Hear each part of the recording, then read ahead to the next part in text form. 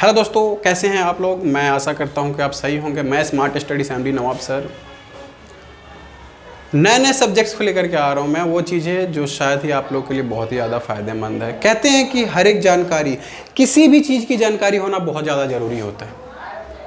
कुछ लोगों का मानना है और बहुत सारे पत्रकारों ने भी कह रखा है, बहुत सारे लोगों ने भी बोला है, बहुत अच्छी बात बोली है कि बिना गांधी को पढ़े आप यूपीएससी नहीं क्लियर कर सकते हैं। बिना गांधी को पढ़े आप कोई सा भी पेपर क्रैक नहीं कर सकते। इस बात को आप भली भांति जानते हैं। तो चलिए स्टार्ट करते हैं दोस्तों। वही सरल तरीका कि गांधी जी के बारे में कैसे हम जाने, बिल्कुल इजी तरीके से सरल वीडियो है। अगर जो भाई मेरे नए, एक बार पूरा फुल वीडियो देखिए कि आपको इसमें नई नई चीज़ क्या जानने को मिल रहा है गांधी जी के बारे में। ओके दोस्तों, आसान तरीके से, नाम के साथ साथ उपाधि भी, सब कुछ बेहतर तरीके से। जो बच्चे नए हैं वो एक बार क्या करेंगे, लाइक सब्सक्राइब कर देंगे कि आपके पास हमारा नया वीडियो पहुंच जाएगा। ओके दोस्तों, चल ये बहुत अच्छी चीज़ से आपको बता रहा हूं मैं कि महात्मा गांधी संबंधित हर चीज़ें क्या है। महात्मा गांधी का पूरा नाम क्या है, तो मोहनदास, बिल्कुल सब बच्चों को याद होना चाहिए, मोहनदास करमचंद गांधी। याद रखिएगा दोस्तों, मोहनदास करमचंद गांधी, क्योंकि इसमें आप देख सकते हैं ये करमचंद गांधी क्यों लगाया जाता है। आपको साफ साफ दिख रहा है कि पिता का नाम में करमचंद गांधी है। ऐसे ही दोस्तों मैं आपसे कमेंट कर में पूछना चाहता हूं डॉक्टर APJ अब्दुल कलाम जी के बारे में।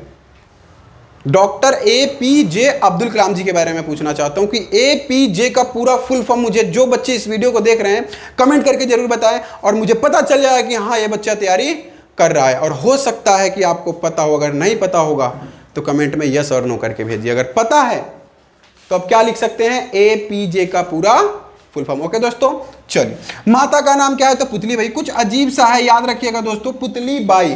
पुतली बाई यानी उनकी माता का नाम है। बहुत इजी तरीके से एकदम याद रखिएगा, माता का नाम, पिता का नाम, और उनमें ये जुड़ा हुआ होता है। मोहनदास तो उनका नाम था। अब गांधी किसने उनको नाम दिया, ये भी चलिए सोर्स की बात करते हैं, आगे चलते हैं। ओके दोस्तों,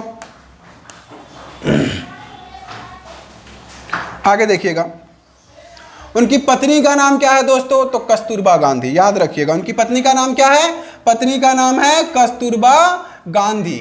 क्या नाम है उनका पत्नी का नाम, कस्तूरबा गांधी।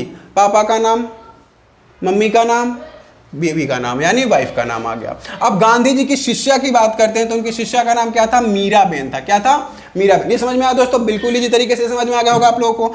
गांधी जी की आत्मकथा, यानी उन्होंने एक आत्मकथा लिखा था। गांधी जी ने क्या लिखा था, एक अपनी आत्मकथा लिखा था। उस आत्मकथा का नाम क्या है, सत्य के साथ मेरे प्रयोग। याद रखिएगा, सत्य के साथ मेरे प्रयोग। ये जिंदगी भर याद रखिए दोस्तों, क्योंकि आत्मकथा का क्या नाम है, सत्य के साथ मेरे प्रयोग। ओके दोस्तों, इतना याद रहेगा। आगे राजनीतिक गुरु, कहते हैं ना कि हर किसी का गुरु होता है किसी न किसी क्षेत्र में, किसी न किसी क्षेत्र में। तो राजनीतिक गुरु है गोपाल कृष्ण गोखले। क्या नाम है, गोपाल कृष्ण गोखले उनका नाम है। ओके दोस्तों, इतना याद रहेगा।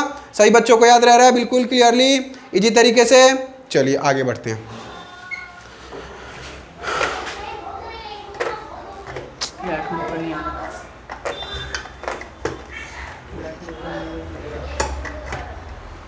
चलिए बिल्कुल क्लियर है, थोड़ा सा गड़बड़ी हो जाती है दोस्तों, बिल्कुल क्लियर है अब।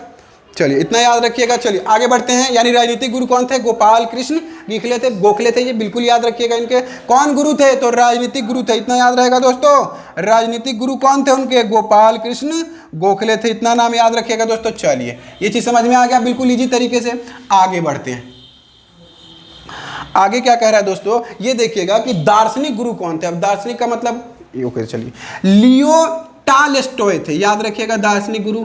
गांधी जी के भी गुरु थे, गांधी जी के। आज पूरा देश हमारा भारत उनको गुरु मानता है, उनको पिता मानता है, लेकिन गांधी जी के गुरु कौन थे, कौन इसमें दार्शनिक में, लियो टॉलस्टॉय थे। आगे देखिए महात्मा। अब देखिए हम लोग जो चीज कहते हैं महात्मा गांधी, क्या कहते हैं, महात्मा गांधी कहते हैं। अब देखिए महात्मा उनको कहने वाले कौन थे, सबसे पहले महात्मा उनको किसने बोला था, किसने उनको महात्मा बोला था, तो महात्मा की उपाधि देने वाले कौन है, रविंद्रनाथ टैगोर। ये याद रखिएगा दोस्तों, बहुत अच्छे कवि थे वो, लेखक थे। यानी कि रविंद्रनाथ टैगोर जी ने ही पहले उनको क्या बोला था, महात्मा की उपाधि दिया था दोस्तों। इतना याद रहेगा। चलिए आगे बढ़ते हैं, आगे बढ़े। चलिए वाह वाह वाह वाह, बहुत अच्छी जानकारी है दोस्तों आपके लिए, ज़्यादातर 12th 11th के लिए है। आगे देखिएगा, बाबू की उपाधि सुभाष चंद्र बोस ने दिया था। बाबू भी उनको नाम से जाना जाता है, उनको किसने बोला था? सुभाष चंद्र बोस जी ने बोला था, बाबू नाम दिया था। और राष्ट्रपिता की उपाधि उसने किसने दिया था उनको? राष्ट्रपिता की उपाधि दोस्तों। तो याद रखिएगा, थोड़ा सा प्रॉब्लम है ना, हमें खुद ही प्रॉब्लम्स को सोल्व करना पड़ता है दोस्तों, है ना, जिससे आपके पास बढ़िया से हमारी पूरी वीडियो पहुंच सके, है ना। इसीलिए छोटे यूट्यूबर्स का कहते हैं ना कि छोटे यूट्यूबर्स के साथ यही सबसे बड़ा पंगा होता है ना। चलिए आगे जानते हैं। हाँ, राष्ट्रपिता की उपाधि उनको सुभाष चंद्र बोस ने दिया था, इतना याद रखिएगा दोस्तों। आगे आता है बात, अर्धनग्न फकीर की उपाधि किसके दी थी? विंस्टन चर्चिल ने। क्यों? क्योंकि विंस्टन चर्चिल ने क्या बोला था, जब गांधी जी भारत आए थे, यहाँ के किसानों की दयनीय दशा देख करके उन्होंने अपना कोट पैंट उतार दिया था, क्योंकि वो बैरिस्टर थे। कौन थे? बैरिस्टर थे। और उन्होंने अपना कोट पैंट उतार दिया था, एक वो कहते हैं ना धोती, एक धोती को पहनना उन्होंने शुरू कर दिया था।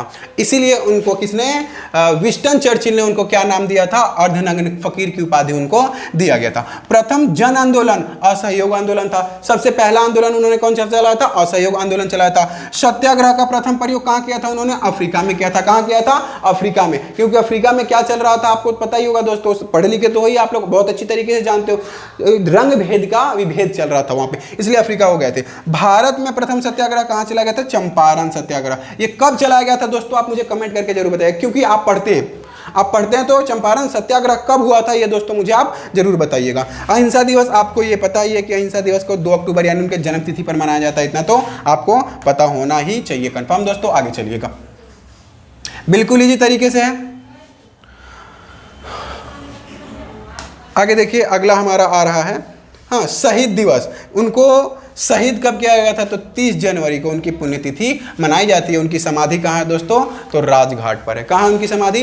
राजघाट पर है दोस्तों। ये सही जानकारी अगर आपको मिली होगी तो एक बार लाइक कमेंट जरूर करिए। ये हमारा YouTube पर आप ये सर्च कर सकते हैं या फिर आप ये सर्च कर सकते हैं, MD नवाब सर सर्च करके आप बिल्कुल डायरेक्ट हमारे चैनल पे चले जा सकते हैं, या तो फिर smart study with EP search करके हमारे चैनल पर नए नए वीडियो के लिए आप जा सकते हैं। ओके दोस्तों, बस एक सवाल आपसे बनता है मेरा कि गांधी जी के कितने पुत्र थे?